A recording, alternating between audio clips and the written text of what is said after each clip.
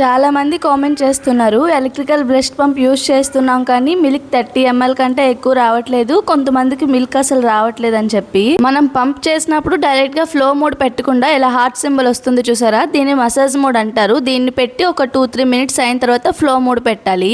Massage mode కి button ఎక్కడ ఉంటుందంటే ఫ్లో మోడ్ దగ్గరే గట్టిగా ప్రెస్ చేస్తే massage mode and flow mode కూడా అక్కడే ఉంటాయి. మసాజ్ మోడ్ కి కూడా 9 వరకు లెవెల్స్ ఉంటాయి. 9 వరకు లెవెల్స్ పెట్టవసరం లేదు, 2-3 లెవెల్ అయితే ఓకే. ఎక్కువ లెవెల్స్ పెట్టడం వల్ల నిప్పుల్ క్రాక్ అయ్యే ఛాన్సెస్ కూడా ఉన్నాయి. ఫ్లో మోడ్ కూడా సేమ్ 9 వరకే లెవెల్స్ ఉంటాయి. ఈసారి మీరు పంప్ యూస్ చేసినప్పుడు డైరెక్ట్ గా ఫ్లో మోడ్ కాకుండా మసాజ్ మోడ్ పెట్టడం వల్ల మిల్క్ ఫ్లో అనేది ఇంక్రీజ్ అవుతుంది. ఆఫ్టర్ బేబీ ఫీడ్ తర్వాత నాకైతే 90 ml మిల్క్ వచ్చింది బేబీకి ఫీడ్ చేసిన తర్వాత. ఇంకా చాలా మంది అడుగుతున్నారు మాన్యువల్ పంప్ కూడా యూస్ చేస్తున్నా మిల్క్ రావట్లేదని. మాన్యువల్ పంప్ యూస్ చేయడం వల్ల హ్యాండ్ పెయిన్ తప్పించి మిల్క్ వచ్చే ఛాన్సెస్ తక్కువ. చాలా టైం ప్రాసెస్ అనమాట.